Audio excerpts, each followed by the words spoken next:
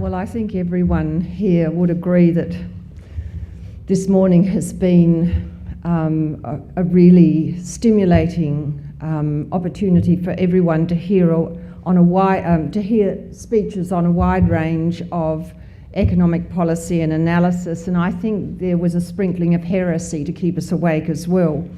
But everyone in their own way was addressing the issue of a fairer society. I did note, I might say parenthetically, that it seems to me the maths quiz has caused more consternation than absolutely anything, and we do offer remedial maths at UWS. Just see me afterwards. So I did want to extend my very warm thanks to all of those who attended today, to our speakers who spent so much time and trouble obviously preparing their presentations, to the Whitlam Institute team as ever for their wonderful organisation, and to the Intercontinental for their help. But my main purpose here is to extend our thanks collectively to the Deputy Prime Minister and Treasurer for joining us today.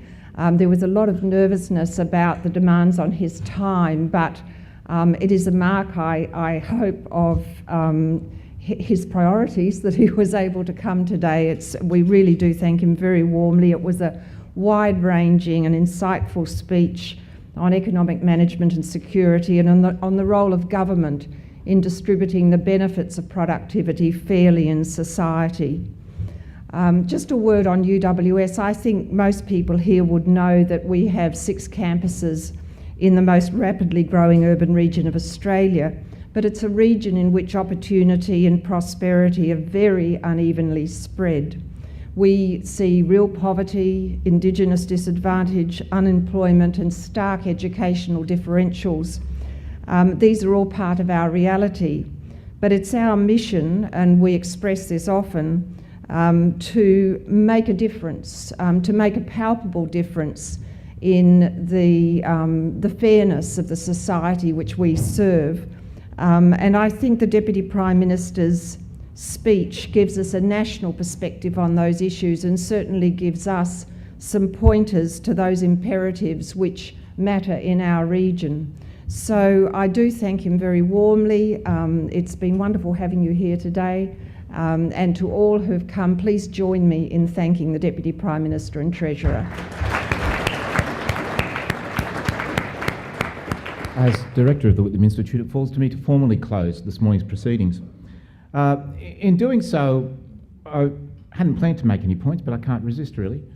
I live in Katoomba, and Katoomba is a really interesting centre of Australia where we're surrounded by it all: prosperity, poverty, kids who are nocturnal because they're trapped in substandard, part-time, non-standard work, and basically are finishing work at midnight and drinking and partying until 2 or 3 o'clock in the morning because that's when they live. It's a different world.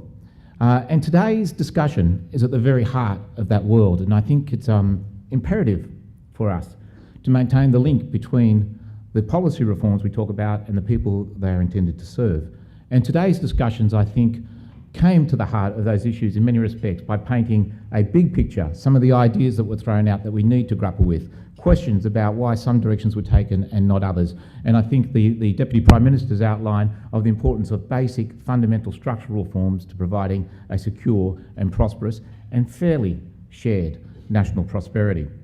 In all of that, though, I have to say I finished the day feeling somewhat frustrated because I kept thinking during the course of the morning, we've barely scratched the surface in these discussions. The ideas are thrown out there, and where do we pick them up?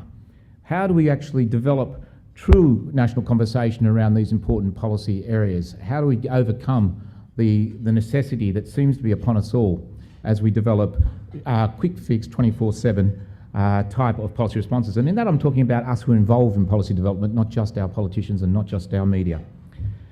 So public policy is hotly contested, and for the Whitlam Institute we took a decision that we were really interested in the directions our society is going and looking at policy 5 to 10 years out and trying to chart a course, put some ideas on the table and to try and develop them with the hard yakka that comes with good policy. So that's what we're doing, And I'm very pleased today that amongst this audience are a number of others who are similarly engaged through their own policy development work. We're grateful to each and every one of you for coming along. We are particularly grateful to Mr. Swan. It was an enormous effort, we know this, for him to be here today and to honour a commitment when there are so many other demands, and to 3 weeks that I don't think anyone would really envy. And it really is a great delight that he has been with us today. I would similarly like to thank the other speakers who have been extraordinarily generous at all levels. And I would finally like to thank you. We have a very diverse group of people here today, from business, from unions, from the legal fraternity, from the community leadership, from academia. And it seems to me that the type of mix we've got in this room are the type of mix that this conversation needs to be enduring and profound and considered. So we hope to see you again before too long.